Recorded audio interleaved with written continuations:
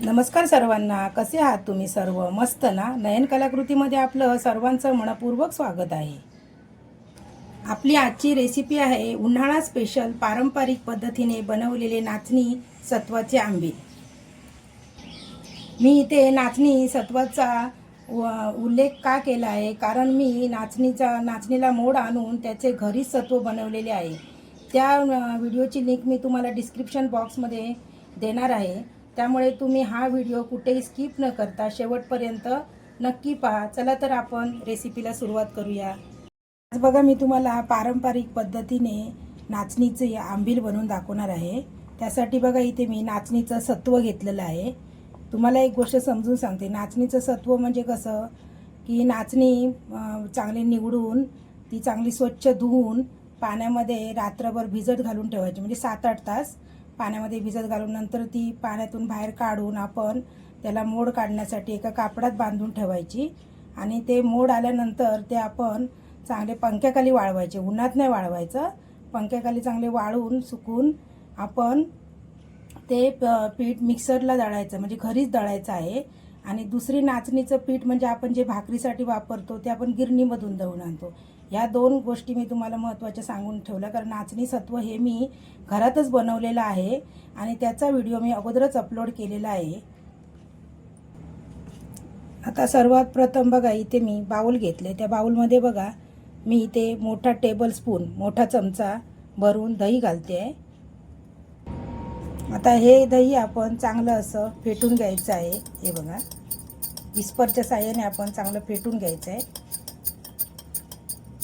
आता इथे मी त्याच चमच्याने 3 टेबलस्पून हे नाचणीचं सत्व घेतलेलं आहे, ते आपण त्यामध्ये घालायचं आहे. त्यामध्ये आपण असं व्यवस्थित असं अगोदर दह्यामध्ये टाकायचं आहे. दही मी ना आंबट घेतलेलं आहे, म्हणजे जास्त असं गोड नाही दही घ्यायचं, आंबट घ्यायचं आहे. आणि थोडं थोडं बघा, त्यामध्ये ना पाणी घालायचं आहे. पाणी घालून आहे ना गुठळ्या होता कामा नये. बघा, आपण या विस्परच्या साहाय्याने चांगलं परत फेटून घ्यायचं आहे. बघा, थोडं थोडं घालायचं पाणी. हे बघा, कुठेही गुठळी राहिली नाही आहे. हे चांगलं असं फेटून झालेलं आहे. हे बघा, आता हे मी रात्रभर 7 ते 8 तासांसाठी असंच ठेवून देणार आहे भिजत. त्यावर त्याचं झाकण ठेवून द्यायचं आहे. हे 8 तासासाठी आपण इथे नाचणीचं सत्व दह्यामध्ये ठेवलेलं आंबवत. हे बघा, हे तुम्ही झटपट पण करू शकता, म्हणजे 15 मिनटं, अर्धा तास वगैरे असं आंबवून. पण हे 7-8 तास आंबवण्याचे खूप सारे फायदे आहेत. आंबील म्हणजे कसं आंबूनच करायचं असतं पारंपरिक पद्धतीमध्ये. हे इथे मी कढईमध्ये कसं पाणी उकळत ठेवलेलं आहे. 1-1.5 लिटर मी पाणी ठेवलेलं आहे याच्यामध्ये, म्हणजे 3 ग्लास जवळजवळ पाणी ठेवलेलं आहे मी उकळमध्ये. आता त्याच्यामध्ये बघा, मी इथे मीठ घालते. आता त्यामध्ये बघा, हे मिश्रण घालायचं आहे आपण थोडं थोडं असं हे करून, आणि सतत असं हलवत राहायचं आहे, नाहीतर त्याच्या गुठळ्या होतील. हे करताना आपण गॅस असा मध्यमच ठेवायचा आहे, कुठेही मोठा करायचा नाही, कारण त्याच्या गुठळ्या होतील. आणि हे बघा, विस्करच्या साहाय्याने असं आपण पटकन असं हलवून घ्यायचं आहे, ढवळून घ्यायचं आहे, त्यामुळे कशा गुठळ्या होत नाहीत.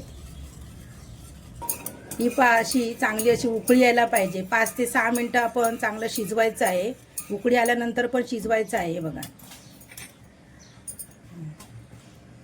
आता तुम्हाला जरी असं पातळ दिसत असेल तर नंतर थंड वगैरे झालं ना काय, मग ते असं घट्टसर होतं. हे प्रमाण मी तुम्हाला बरोबर सांगितलेलं आहे, पाण्याचं पण आणि नाचणी सत्वाचं पण.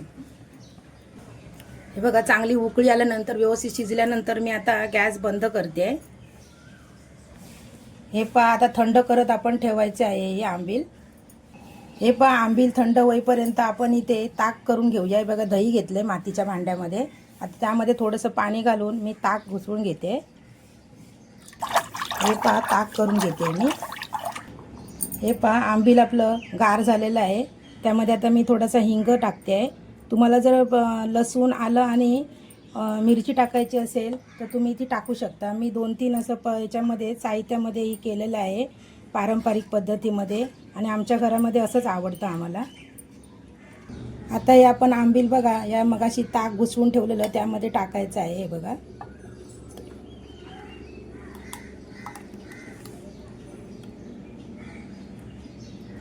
आता आपण वरून त्यावरती आपण अशी कोथिंबीर घालायची आहे.